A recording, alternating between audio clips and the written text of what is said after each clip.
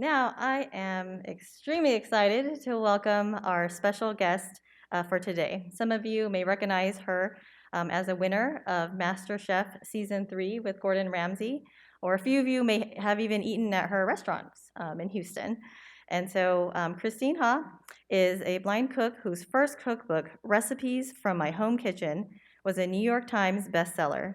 She has spoken about disability advocacy at the United Nations and served as a culinary envoy overseas for the American Embassy.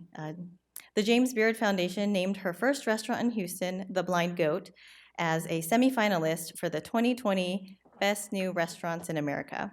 She opened her second restaurant, Sin Chow, in September 2020 with Chef Tony Nguyen. And the James Beard Foundation named them as finalists for Best Chef Texas Region in 2022, as semifinalists for Outstanding Chef in 2023. Her third concept, Stuffed Belly, is coming this spring. Very shortly, Christine will join us to chat with NEI Director, Dr. Michael Chiang, and NEHEP Planning Group member, Dr. Penny Rosenblum.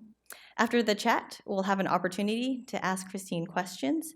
But before we welcome her, let's watch a short video clip of Christine competing for the coveted title of MasterChef.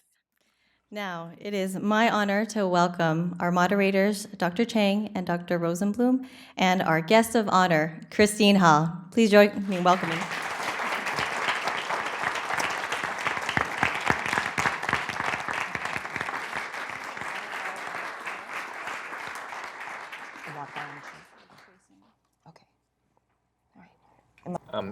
Christine, thank you very much for being here with us, and that was an amazing video.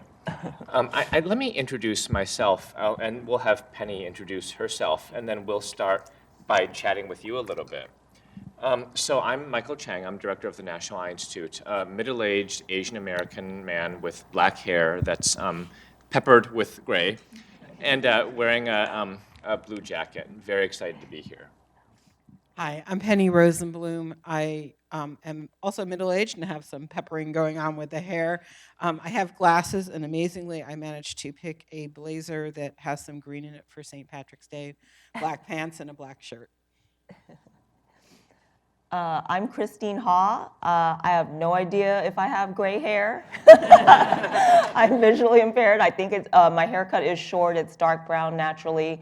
I'm wearing, I think, a gray sweater dress and then some black leggings and a black thermal heat tech stuff underneath. So, and I'm Asian American, middle-aged as well. Christine, we are so excited to have you here. As you know, that at the National Eye Institute, we deal with we and the people in this room deal with a constituency that really involves the entire American public. And I think it came out in the remarks that were made by Julia, by Kira, and by Jim, that involves, for people who have a healthy vision, we want them to keep it that way, through things like screening and education programs. For people with disease that's treatable, we want to make sure people get treated and we can develop the best treatments and people have access to care. And for people who have disease that's currently not treatable, we want to expand opportunities. And so it's in that spirit that we're really, really excited that you're here. Because I think that there's a lot that we can talk about that's going to be of interest to everybody who's here. Another thing I want to say on a personal note is that I have two daughters, and their ages 17 and 21 right now. And we went for about 20 years and we didn't watch a single TV show. And that changed in the pandemic. But there were two exceptions to not watching a TV show. One of them was sports events, because we have, the kids grew up playing sports and we watched a lot of it. And the second is cooking shows. And so both my kids love cooking shows. And so I feel like I'm sitting next to a celebrity right now because of that. And if I can ask the first question, it's basically, Christine, can you just tell us a little bit about yourself and your background and how you came to lose vision? Yes, I was born in Southern California. And my parents had come here in 1975, right when the fall of Saigon was happening, so at the end of the Vietnam War. So they were Vietnamese refugees, had me in the US. I was raised in Houston. Grew up with full vision, went to college in Austin, graduated college. It was around this time in my early adulthood that I started noticing one of my eyes, the vision was blurry. So naturally, I went to the optometrist thinking it was, well, first I thought it was my contact lens, then I went to the eye doctor, went through the usual tests at the optometrist, and then they told me it was actually something neurological. So then I was sent to a neuro-ophthalmologist, went through a battery of tests with their clinic. So I had several MRIs. I had a lumbar puncture, like just doing all sorts of tests. They were originally thinking I had MS because what they discovered was I had optic neuritis or inflammation of the optic nerve. So my eye was perfectly healthy, my brain was fine, but the nerve tissue that connected the eye to the brain, I don't know why I'm sitting here trying to explain science and medical terms to a room full of but anyway, so I usually have to explain this in layman's terms for many people, for university students and whatnot, but you get the idea. So basically the image my eye was taking in was kind of fractured and my brain couldn't read it. So optic neuritis, they said, usually is in someone of my age in early 20s, points to signs of multiple sclerosis. But no matter what, all the MRIs and the tests they did came back for MS negative. So it wasn't until a few years later, when I had started my first job in the corporate world, after I graduated undergrad, that I started experiencing tingliness and then eventually numbness in one of my legs. So it felt like my foot was asleep, but no matter what, I couldn't bring the feeling back. So I went back to see a neuro-ophthalmologist. They ran the same tests again. Still negative for MS, but they said, well, you've had 2 different exacerbations that point to MS, so we'll just by default diagnose you with MS. And I went on the usual MS therapies, the daily injections I had to do, but several years went by, and regardless of the therapies I was on, I still continued to get neurological attacks. So I remember losing my vision to the point where I couldn't see anything. Like right now, I do see some light, some contrast of color. And I do remember another spinal cord inflammation where it was so bad that over a period of a few days, I became completely paralyzed from the neck down. So couldn't sit up, couldn't will my hand to like pick up a glass of water, obviously couldn't walk. That actually took 9 months to recover from. A lot of physical therapy, occupational therapy, a lot of medication. And then at that time, the Mayo Clinic came out with a biomarker that was able to correctly diagnose me with neuromyelitis optica, or NMO for short. Now it's known as NMOSD for spectrum disorder at the end. So when I was correctly diagnosed, I was put on correct treatment for my NMO, but I recovered well from the spinal cord inflammation, but unfortunately, I think after having so much optic nerve inflammation in both of my eyes over the years, like my optic nerves, I was told had atrophied. So that's kind of how I gradually lost my vision in my 20s. Coincidentally, it was around this time that I was also really starting to teach myself how to cook and enjoying cooking. And the story behind that is I started cooking out of necessity because when I went off to college, I realized I missed a lot of my mom's home cooking, like her Vietnamese food that I grew up eating. And she actually died when I was young and never taught me how to cook. So it was kind of my life mission to try to recreate her dishes so that I could enjoy them in adulthood. So by trial and error, I just experimented a lot in the kitchen, and then realized I loved being able to cook for other people and feed other people and bring joy into their lives through something as simple as a bite. So that's when I think my love for cooking grew, but it was really just a hobby, and it wasn't until I went on MasterChef, and the show is for all amateur home cooks, and then winning that 3rd season that kind of launched the culinary side of my career. So that's about me in a nutshell. Well, that's pretty amazing, Christine, and I think we were all pretty awed by the video, and I had fun. To admit, I don't watch a lot of TV, but I did look up a couple episodes of MasterChef season 3, so I would be prepped for today. But as somebody else who has a visual impairment and is always kind of figuring out, well, what are appropriate accommodations? What can I ask for to still be equitable, so people don't think I'm getting extra help, but that I'm having an equal playing field. Can you talk a little bit about the accommodations and your negotiation process with the folks at MasterChef? Yeah, that's a really good question. So I did get that question quite a bit in interviews during the show and after the show, because they noticed, like, if you watch my season, I did have a sighted guide or like an aide. So she we were put under very strict rules. There was a legal team from Fox on set almost every day listening into our conversation. So they wanted to level the playing field, but not give me an advantage. So she was like, the rules were she wasn't allowed to touch my food, taste my food. She was just an extension of like me, meaning if I needed something from the pantry, like a mixer, I could ask her to go get me a mixer, but that means essentially that's like me running to the pantry. So I have to step back from my station and not touch anything. Even if like the food was on fire, like, it's as if I were in the pantry looking for a mixer. So I had to just, not touch anything.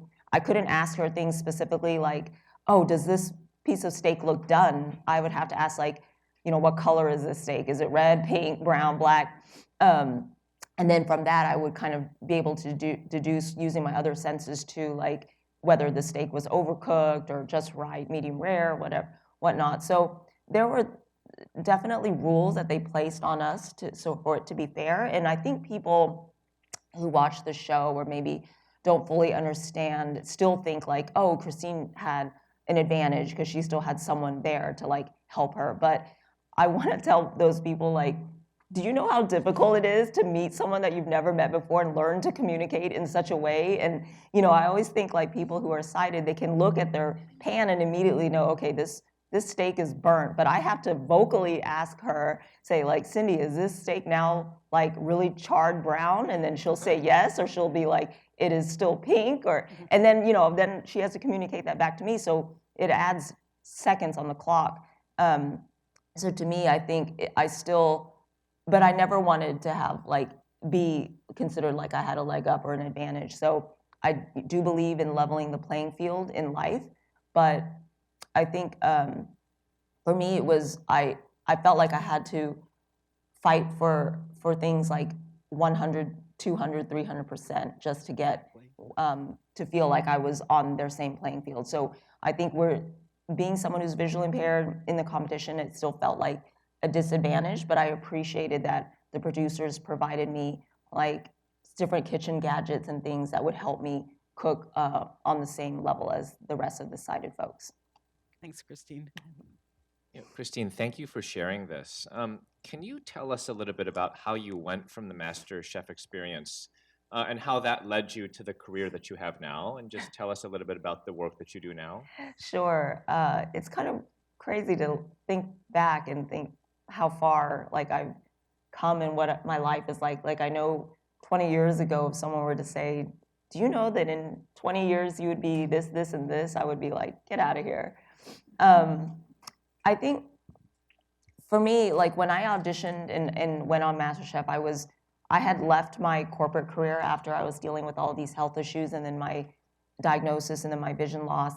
I ended up leaving the corporate world and I went back to grad school and I got a master's in fine arts and creative writing.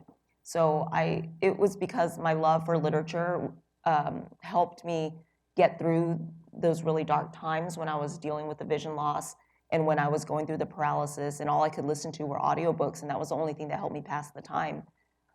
So I decided to go back to school for creative writing, and then when I went on the show, I really went on thinking that, oh, I'm gonna have a good story to write about when I come home, not thinking I would get as far as I did.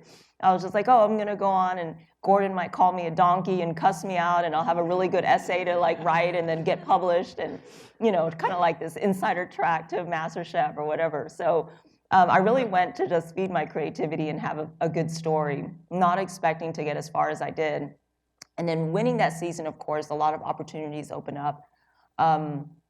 I remember specifically one day the contestants that were left and I were getting into the casting van, and one of my friends / contestants was saying to me, you realize that after the show, regardless of you win or not, like it's going to be so much bigger than what you think it'll be. Like, you're going to become so many people's like heroes or inspirations or whatever. And I was like, no, like, I'm just me.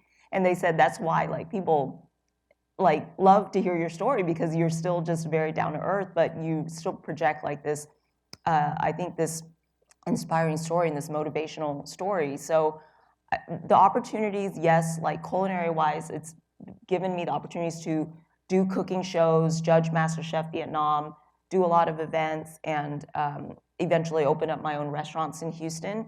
But I think the bigger picture is it's given me a lot of opportunity to speak at panels like this, to advocate for eye health, for people with disabilities, vision impairment, for women, people of color.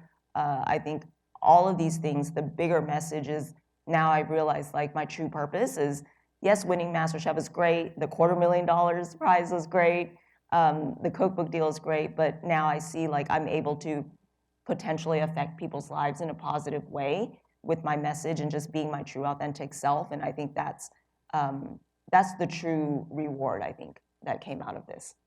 Thank you. Thank you. That's great, Christine. Well, they gave us these potential questions to ask, but time to throw the I've had away. Thinking back to when you were going through the diagnosis, and it sounds like it was, you know, a pretty challenging ordeal on so many levels. What do you wish you would have been able to say to eye health providers back then to help them make your journey an easier journey? Oh, I think on the positive side, I had a fairly good experience with, at least with my my vocational rehabilitation. I think with the diagnosis, and I think this goes for anything, not just the eye health or not just my situation, but I think the one important thing is, as a patient, be very educated and advocate for your own well-being, because what I learned through the whole process is doctors are still humans themselves. Like, I think growing up, of course, like, I was a stereotypical Asian American child where my parents were like, you have to be a doctor. And I didn't want to go that route, but my parents always instilled in me the idea that doctors are like gods and they can heal people, which they can through science and medicine.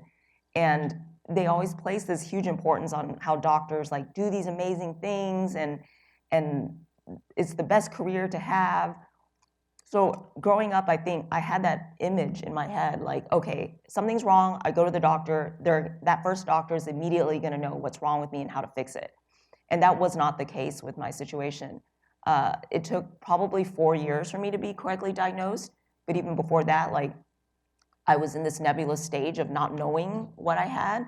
And I thought that was when I started realizing, like, not all doctors are the same. There's this funny joke on Seinfeld where it says, half of the doctors, 50% of doctors graduate in the bottom half of their class. But I kind of think, you know, not to say that that's like going to, you know, shed light on their career, their future path, but, you know, you do, I think we place so much importance or so much, we put doctors on a pedestal. And what I realized through my process is that doctors are human, they're also fallible. But the best you can do is learn to communicate your symptoms and what your feelings are and what your needs are to your healthcare team so that they can do their job and then best diagnose you and treat you. So I wouldn't say like, I don't necessarily know like what my piece of advice is for other people, but I think it starts with the patient.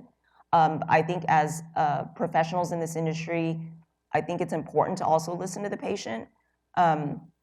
Patients, I feel like a lot of times I was dismissed with how I felt about myself, my symptoms, and I would say, like, I remember at some point I was calling my neurologist and saying, I need to get these steroids like right now because I can tell I'm about to get an attack and it's going to be bad in a few days.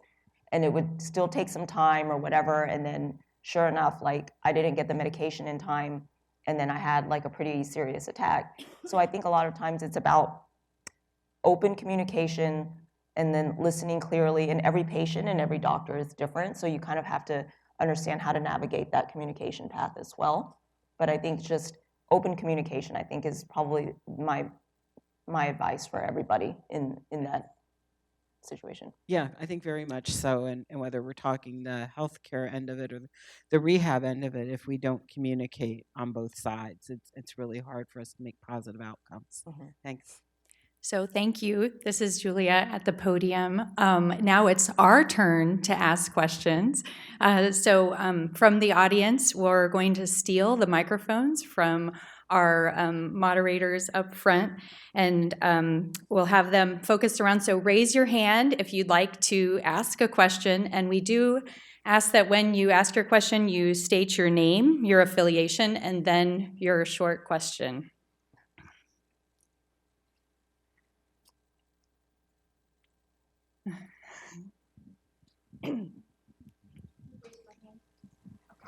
Hi, Christy. This is Kira Baldonado with Prevent Blindness. And I wanted to ask, with your experience being able to win season 3 of MasterChef and open restaurants, do you engage other individuals with sight loss in your restaurants or your industry in any way to help elevate them? Honestly, none have applied. I mean, there are other people with other sorts of abilities and disabilities that have applied, and I try to create an equitable and diverse workforce. A lot of visually impaired people have come to Dine, and I've definitely taught my staff how to treat someone with a vision impairment. So they know, just working with me, like how to guide me, how to explain things to me on a table. So they're very aware of that. But no, I mean, no one has applied to work for me that's visually impaired. Thank you. We have a question from Dr. Chen at the front, and then Dr. Jaco behind him. Hi, this is a fascinating talk, and thank you very much for being here. My name is Royce Chen. I'm from Columbia Ophthalmology, and I represent the NEHEP Planning Group. I'm just curious. I think we always have a bias as ophthalmologists and as doctors to like forget about the other aspect of people's lives and about our people that have various visual disabilities, and think about how they get along in their daily lives. So I'm just curious how, in this process you were able to see and then you gradually lost more vision. Was that ever a barrier for you in terms of like doing what you do now? And then how do you function on a day-to-day basis? Sure. I think for me, my vision loss was gradual. It happened, like my vision would get better and then it would get worse, better, and then worse, over several years. So I guess the upside of that is it gave me time to adapt. But every time I would reach what I thought was my new baseline or my new normal, and then I would get used to doing things with that amount of vision, I would lose more. So that was kind of frustrating. But what I think I learned through that is the idea of resilience and learning to adapt quickly. And that I think through the whole process, like, I think our health and our lives are very precarious. Like, you just never know in a moment when something may change. And I think the best thing you can do is, first of all, is still grieve that loss, because that's a normal process. Like losing your vision, you will go through a grieving process. And it's okay to feel all of those emotions and to recognize that. And then beyond that, I think it's important to surround yourself with a community or a network that can help, whether it's your eye care professionals, your healthcare team, your family, your spiritual community, your friends, whatever it is. I think that's, people, I think, really try to help, but people may not know how. So I think it's up to us to be vocal and ask exactly for what we need or what we think we need. But I think, for me, I guess it just took time and just a lot of ups and downs and trying to learn to do the same things over and over again with less and less vision, like using a knife or how to deal with pots and pans on a stove, and just doing that over and over. I think and trying to master any skills about doing things over and over and learning from it. So I think for me, and I'm not quite sure if I'm answering your question, but I think I always tell people, like, when they say, I don't know if I'd be able to do the same things you did if I went through the same thing. But I'm like, well, you don't know that because you haven't gone through the same thing. But I do say, I think we as humans are much more resilient than we often give ourselves credit for. I mean, look at how we were able to get through this COVID pandemic and still come out, pretty okay and somehow in some ways stronger than before. So I think it's a matter of willpower, surrounding yourself with the right people, and having that attitude, which I think that attitude just comes from going through the proper emotions of grieving as well and acknowledging that. Thank you. Thank you for that. From the center? Christine, I feel like you just told my story. Being told that I had MS by the University of Chicago Ophthalmology, by Mayo Clinic, and I felt too good. I just didn't believe it. And it was finally diagnosed by a low vision optometrist. I am the president of Miami Lighthouse for the Blind. How did I get to Miami? I had a daughter doing research with the Bascom Palmer Eye Institute, looking for human subjects related to technology, and said to me, "Mom, try going to the Miami Lighthouse for the Blind. Maybe you could get some vision rehabilitation," because nobody up to that point ever mentioned vision rehabilitation. In fact, when she told me that, I said, well, whatever. Once I got to the Miami Lighthouse, I learned in 3 months every skill I needed to regain my executive leadership skills that I had as a sighted person at Purdue University. So I emphasize the importance of vision rehabilitation, and why is it that the leading institutions, Bascom Palmer Eye Institute, University of Chicago Ophthalmology, and Mayo Clinic, never mentioned vision rehabilitation?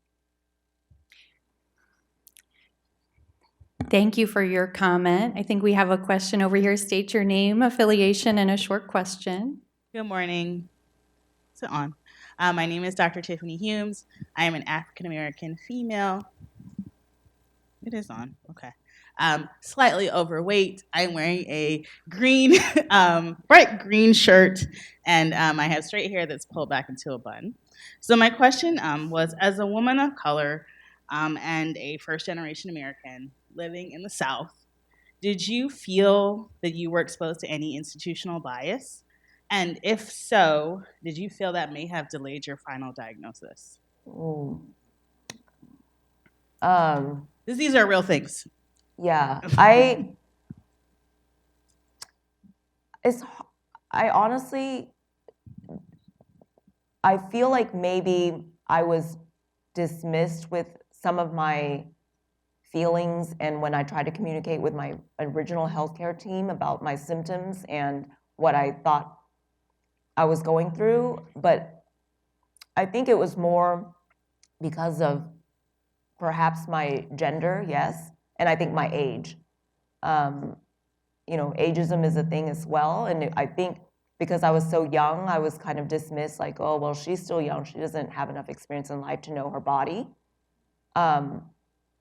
And I think perhaps being female, yes. I don't think it was necessarily a race thing when I felt that, but I think it was mostly first stemming from age and then second stemming from my gender, yes. Thank you. Chef Ha, my name is Suber Wong. I'm from Cleveland in the great state of Ohio, and I'm an ophthalmologist. I'm a middle-aged Asian American with white pepper in my hair. My question is has to do with your cooking.